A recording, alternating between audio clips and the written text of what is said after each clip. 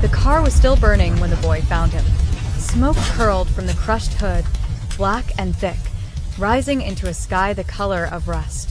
The man inside had been thrown halfway through the shattered windshield, his white shirt soaked red, one hand twitching against the broken glass as if trying to hold onto something that was no longer there. 5-year-old Toby stood frozen at the edge of the bush path, a worn leather football still tucked under his arm, staring at the stranger bleeding into the dirt. He didn't know the man's face. He didn't know the tattoos crawling up his forearm, dulled now with dust and blood. He didn't know that the man groaning in that wreckage was the reason his mother cried at night when she thought he was asleep. Toby dropped the ball and ran. He ran past the flower beds his mother had spent all morning tending, past the narrow dirt road, screaming for anyone, until 2 policemen patrolling near the junction saw a small boy waving both arms like his life depended on it. He pointed back toward the bush, breathless, tugging at one officer's sleeve until they followed. "There's a man. He's bleeding. He's not moving well." The officers ran. When they reached the wreck and saw the face beneath the blood, one of them froze mid-step. "This is Kang Min-jun," he whispered. "The Kang Min-jun." If you love stories that pull you in from the very first second, subscribe now, because this one only gets more intense from here. 5 years earlier, that name alone could empty a room or fill one, depending on what Kang Min-jun wanted. He was young, rich beyond reckoning, the kind of untouchable that came from a family empire soaked in things nobody said aloud. He collected women the way other men collected watches, beautiful, disposable, replaceable the moment they bored him. He drove his cars the same way he drove his life. Fast, reckless, certain nothing could ever catch up to him. His penthouse in the city was a revolving door. There was Somi, the model who lasted 3 weeks. There was Ariam, who lasted 5. There was his on and off fiancée, Haun, daughter of another empire, a woman who loved his money more openly than she loved him, which he found, if anything, refreshing. Kang Min-jun did not do love. Love required staying. He did not stay. The only person in that penthouse who never changed was Adaeze. She had come from Lagos 2 years earlier, sent by an agency that placed domestic staff with wealthy families across Asia. She cooked, she cleaned, she managed his schedule when his assistants quit from exhaustion, and she did all of it with a quiet, unbothered dignity that made the rotating cast of women around him deeply uncomfortable. She never looked at him the way they did. She never laughed too hard at his jokes or lingered too long near his shoulder. She simply worked. "You're not going to compliment my new car?" he asked her once, leaning against the hood of a matte black Lamborghini in the estate driveway, sunglasses pushed up into his hair. "It's a car, sir," Adaeze said, arms full of dry cleaning. "It doesn't need my opinion to be fast." He laughed, a real laugh, not the practiced one he gave photographers. "You're the only person in this house who isn't afraid of me." "I'm not paid to be afraid of you," she said. "I'm paid to keep your house running." He watched her walk away and, for reasons he didn't examine too closely, found himself smiling long after she'd gone inside. The sickness came without warning, the way disasters always do. It started as a fever he shrugged off between meetings, then a weakness that put him on his back for a week, then a diagnosis that made even his own doctors lower their voices. Months. It would take months, they said, and there was no guarantee. Somi left within the first 2 weeks, texting some excuse about a modeling contract abroad. Ariam stopped answering calls entirely. And Haun, his fiancée, the woman who wore his ring and his name in public, visited exactly once, stood at the foot of his bed in a hospital gown of silk and perfume, and said, "I can't watch you like this, Min-jun. It's not good for me," before she walked out and didn't come back. He lay in that enormous bed, alone in a house full of staff who avoided his room like it carried its own curse, and it was Adaeze who stayed. She fed him when his hands shook too badly to hold a spoon. She sat beside him through fevers that broke him into someone unrecognizable, murmuring nothing in particular, just a steady voice in the dark. She changed his sheets. She argued with doctors who wanted to give up too early. And through all 5 months of it, she was never once paid. The accounts department, uncertain who now had authority to release funds, simply stopped processing her salary, and she never once brought it up. Why are you still here? He asked her one night, voice hoarse, barely more than a whisper. Everyone left. Even Haun left. Adaeze wrung a cloth out over a basin and pressed it to his forehead. Because somebody has to be human in this house, she said. Even for someone like you. I haven't paid you in months. I know. Doesn't that make you angry? She looked at him then, really looked, in a way none of the other women ever had. Money is not why I stay in a room with a dying man, sir. If it was, I'd have left with the rest of them. Then why? Tell me the real reason. I might not survive this, Adaeze. I want to know before I go. She was quiet for a long moment, the cloth still in her hand. Because in my country, we don't abandon people, because their bodies fail them. My grandmother raised me on that. You can be the richest man in Korea and still die alone in a room full of people who called themselves yours. I wasn't going to let that happen to anyone, even a stranger. Even you. I'm not a stranger. I've known you 2 years. You've known the version of me that irons your shirts and answers your phone, she said. You don't know anything else about me. Then tell me something else. And so, in the long nights that followed, between fevers that left him shaking and stretches of exhausted sleep, she did. She told him about Lagos, about the market her mother ran near their compound, about the younger siblings she sent money home to when the accounts department remembered to pay her at all. He listened the way he had never listened to anyone. Not performing interest, not waiting for his turn to speak, simply listening. You're the first person who's asked me anything about myself in this house, she admitted once. Surprised at her own honesty. Usually people like you don't see people like me. I see you, he said. I don't know when it started, but I see you. She didn't answer that. She only pressed a cool cloth to his forehead again and told him to rest, and he obeyed, and something in his chest, something that had been asleep for as long as he could remember, began, slowly, to stir. When he finally recovered, thinner, quieter, changed in ways his own reflection startled him with, the first thing he did was call every woman who had disappeared during his illness. Somi didn't pick up. Ariam sent a single dismissive text.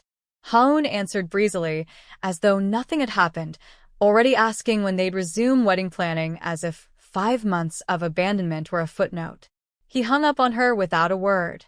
He found Adaeze in the kitchen, sleeves rolled up, exactly where she always was.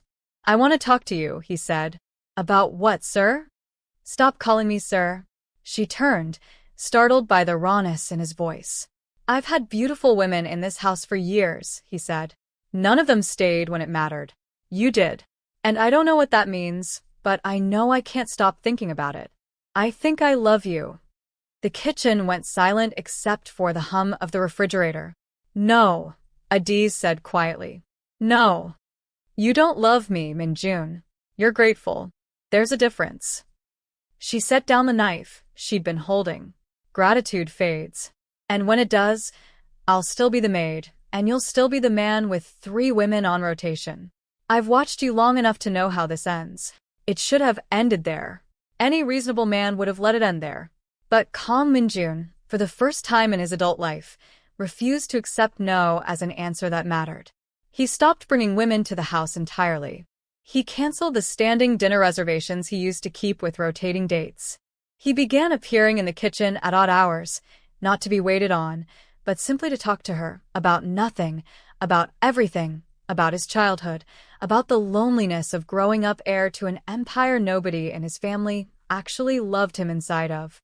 He learned her name meant princess in Igbo and told her, only half joking, that it suited her better than any title he could buy.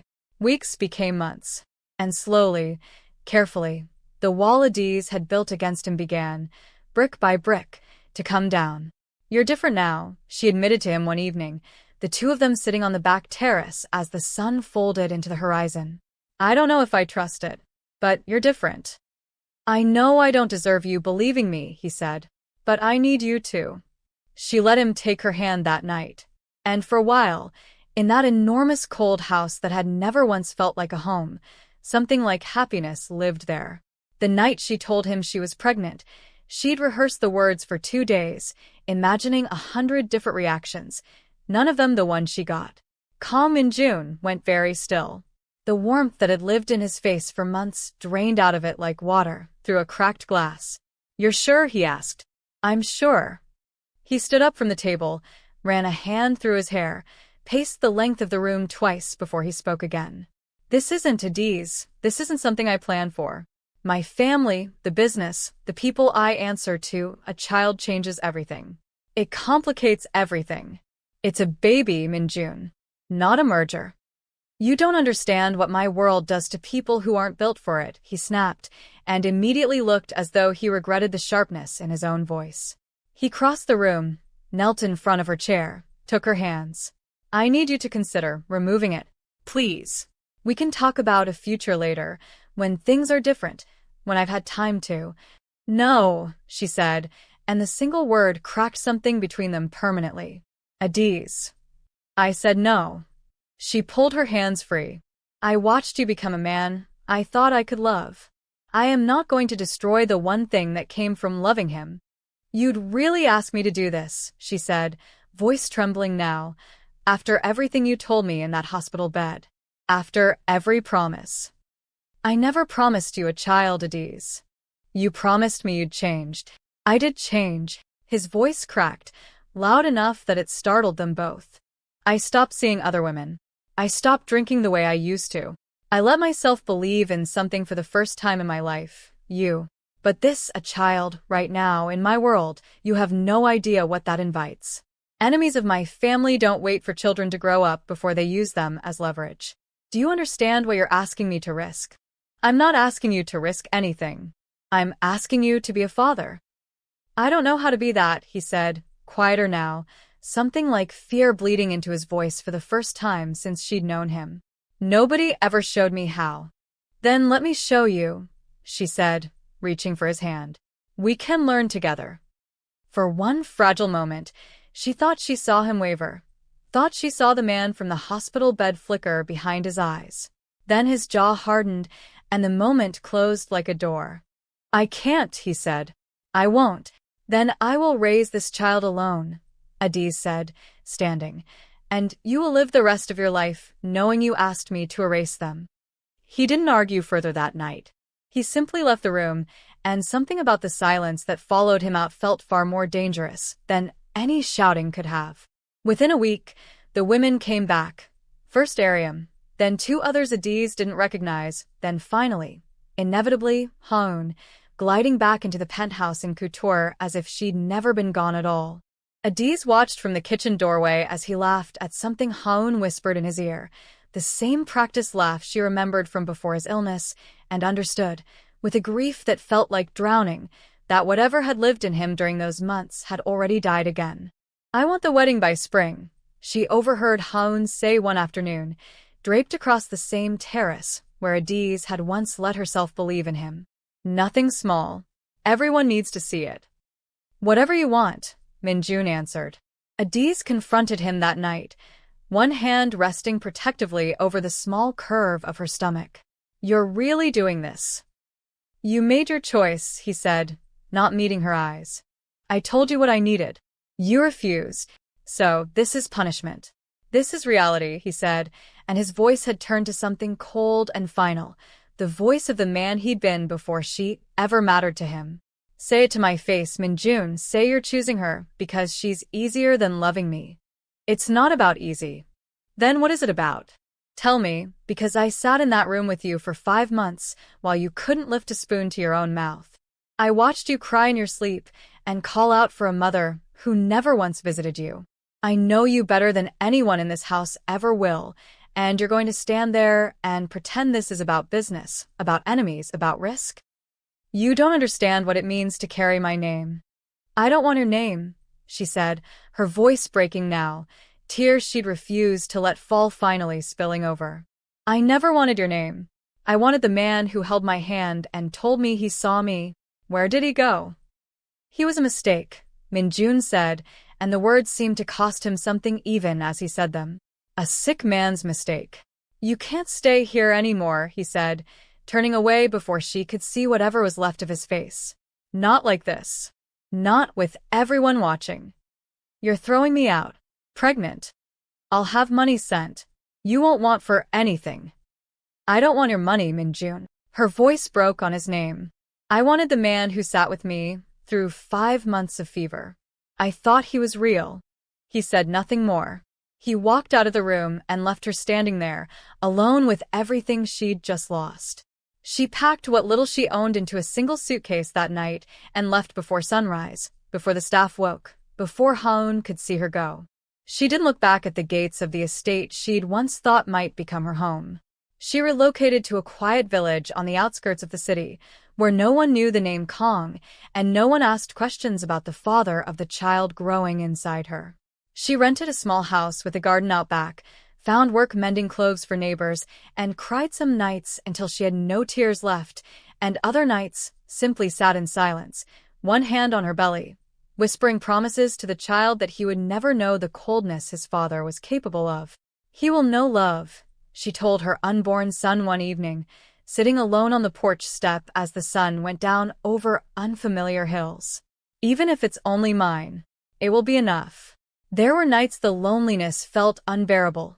Nights she picked up her phone, thumb hovering over his name, before she remembered the sound of his voice telling her to remove the one thing in the world she refused to let go of. She never called. She deleted his number a month before the baby came, telling herself it was for her own survival, though some nights she still whispered his name into the dark like a wound that hadn't finished healing. The wedding between Kang Minjun and Haun was, exactly as she demanded, enormous. Photographs of it circulated through gossip columns for weeks.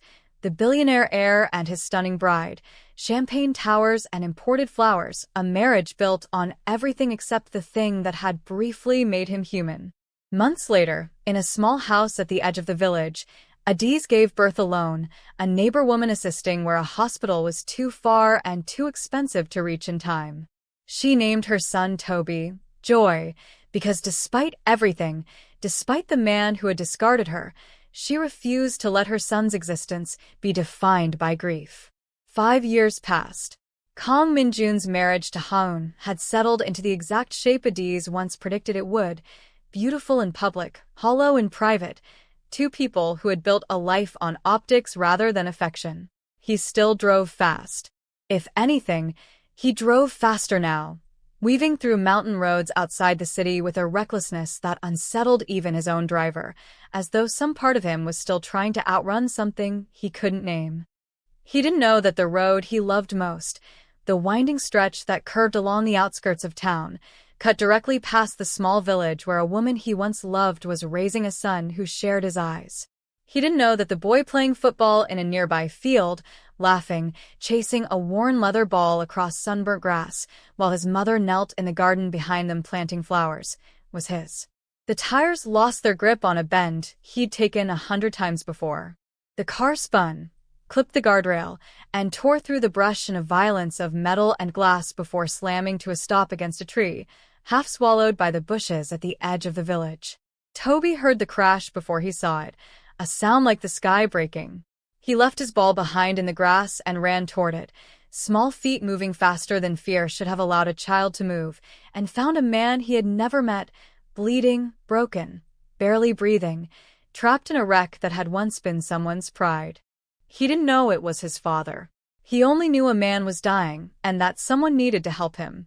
By the time Adaeze heard the sirens from her garden and rose, dirt still on her knees, calling her son's name across the field, the police were already lifting a man from the wreckage, a man whose face, even bloodied and barely conscious, she would have known anywhere, in any lifetime, in any world. She stood frozen at the edge of her garden, flowers forgotten at her feet, watching as her 5-year-old son knelt beside the stretcher of the father he had never known, asking the paramedics in a small, frightened voice if the man was going to be okay. And somewhere beneath the blood and the wreckage and 5 years of silence, Kang Minjun's eyes fluttered open just long enough to see a small boy's face hovering above him, a face that, impossibly, achingly, looked exactly like his own. He tried to speak. No sound came. Only his hand, weak and trembling, lifting an inch off the dirt toward the boy who had saved him, a boy he had spent 5 years not knowing existed, reaching for him now, as if some part of his blood had recognized its own before his mind ever could. The sirens grew louder. Adeze's voice broke across the field, calling her son's name, calling out to strangers, calling out to a past she thought she'd buried 5 years ago. What happens next? The truth, the reckoning, the wife who doesn't know, the woman who never stopped loving him. That's coming in part 2. If stories like this keep you glued to the screen, make sure you're subscribed so you don't miss what happens next.